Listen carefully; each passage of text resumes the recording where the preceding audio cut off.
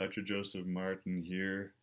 A most fascinating and pertinent topic today: evil, humanity, and history. Hope and Hell is the subtitle. Now, this is part one, again, in a very brief introductory overview of the true nature of evil in all dimensions of spirit and earthly realms.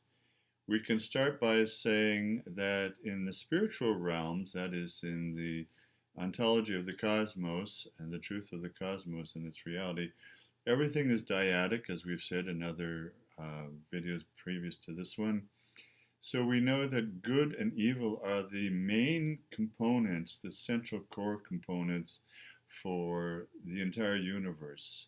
Now, as Einstein said, though, it is a good universe, it's a loving universe, and love is the key that we'll find throughout all these discussions to integrating and unifying and transforming good and evil. Now, on a spiritual basis, though, we can say that evil is not just a human concern, that humans create evil, and we are the creators of our own evil. But evil does exist beyond humanity. There is evil extant in the universe, in higher dimensions, the fourth dimension, fifth dimension, and up past the 13th dimension. And this is something that will be yet to be discovered, and hopefully we can shed some light on this in future science, spiritual science of the future in the next 5,000 years here on Earth. However, this is well known by all the higher dimensional beings already, because all knowledge is present now. There's no need to learn. It's all there. It's just present and full and true and real. All the great spiritual masters who have come from the spirit world to the earth plane in historical times have talked about evil and battled with evil within themselves. So we could go way back in time to the early shamans of earliest times, and even present day. We know from anthropological studies and my own experience as a researcher around the different First Nations tribes in Central, South, and North America, that shamans battle with evil forces inside themselves and outside themselves. We will, in further studies and videos, have classifications of evil beings, just like we have classifications of plants and trees. We will denote a classification of evil beings in higher spiritual dimensions. So some are human, like ghosts, and some are non-human. There are other kinds of entities, far too numerous to mention, but present in all today's historical, ancient, and modern world cultures, bar none. When certain spiritual masters came to start world religions, we'll take just the ones that are based on the Old Testament and the Bible. We have there within the Torah and all those other teachings, we have Abraham who fought with Satan, who was considered to be Lucifer, one of the greatest archangels at the right hand of God, and who became egotistical and fell to earth to be a kind of a sore for those who came to earth as human beings. So we have Abraham in the Old Testament in the Jewish tradition fighting with Satan.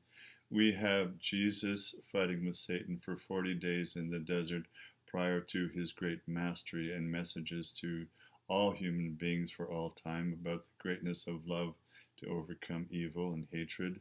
And we also have Muhammad, bless his holy name and peace be upon him, in the discussions in all the Quranic literature and tradition of Muhammad dealing with and struggling with Satan as well.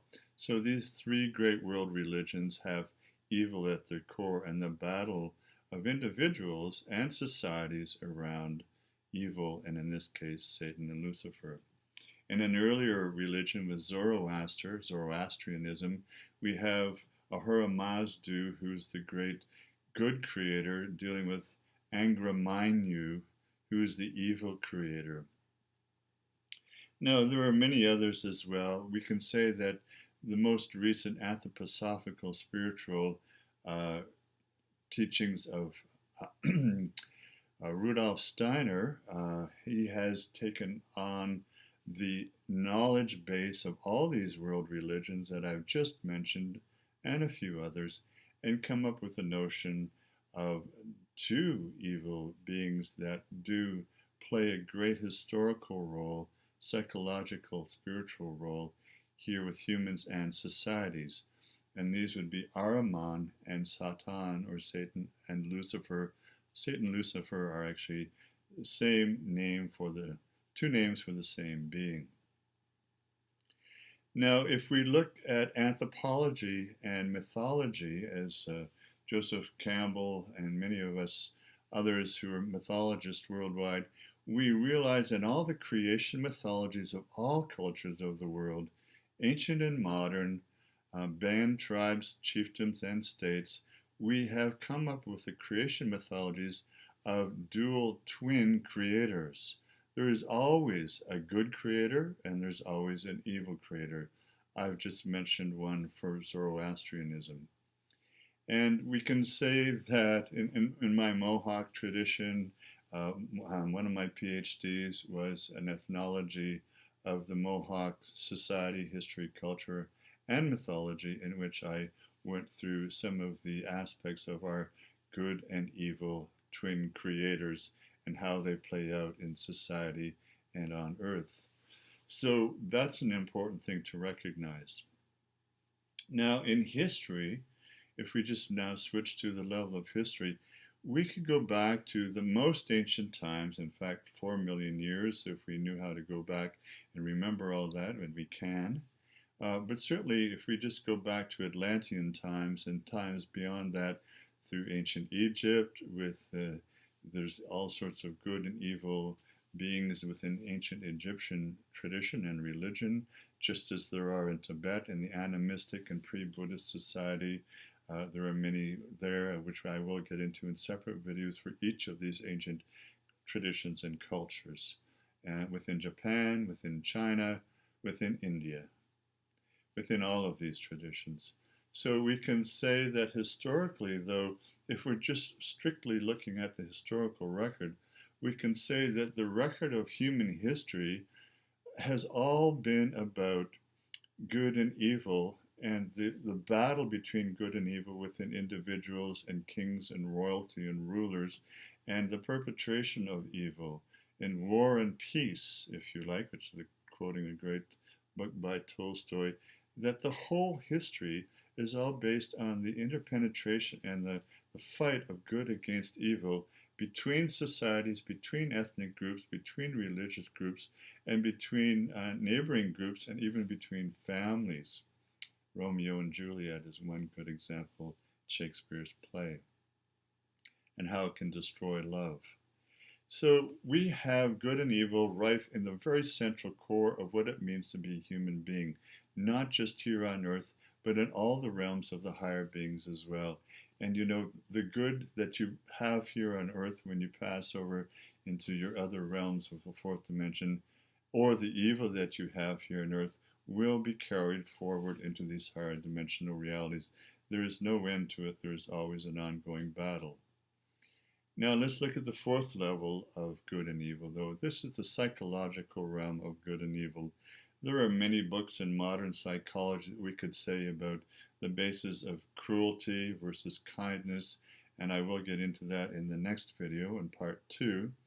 However, let me just focus on Carl Jung and the great and inestimable gift that he has given us in his deeper understanding than any other previous psychologist from the last century or from this century, when he said that we ourselves as individuals and as collectives are the origin of all coming evil.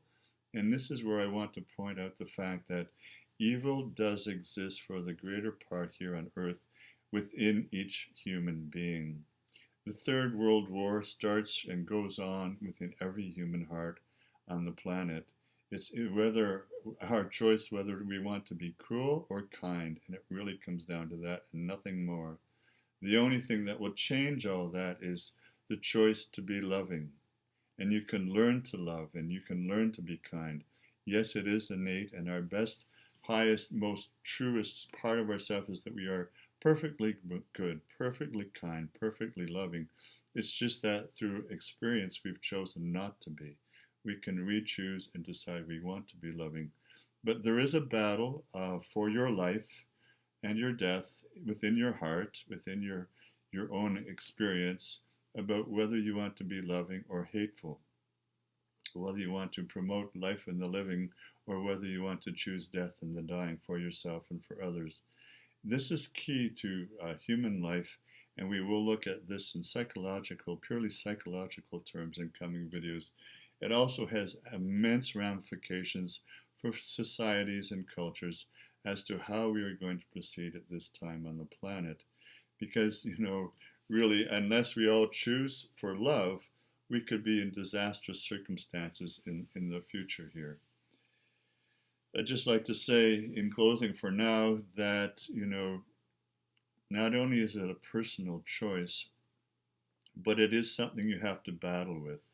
All the great hero mythologies of ancient times in Greece and Rome and the Mayans and so on, and in modern heroic myths and Superman and so on, and all the ones we love to watch, and makes the suggestion that you as a woman, as a heroine in your own life, and you as a man, a hero in your own life, you do need to grapple with the potential evil, possible choices that you can make in your life. And you will not be a hero until you grapple with evil in your life. The only way for permanent psychological and then furthermore spiritual liberation, in the sense that the Buddha talked about it, or Jesus, or Muhammad, peace be upon him, is to once and for all finally make a choice, an eradicable choice in your heart, in your mind, in your will, to once and for all overcome evil, transmute it within yourself, and do only good in future, and be your true nature as a true loving being from source, an emanation of the divine in its fullness as being an only kind, good, unconditionally loving person. Once you've done that, you will become the infinite hero in your life and share goodness and love with all those around you for time immemorial. And such a man is, of course, Nelson Mandela. There are many others. And you too will be this one to bring this great love and liberation, overcome all evil internally and externally in the world. All light and all blessings to you, and we look forward to sharing more in the near future. Enjoy the heroic journey.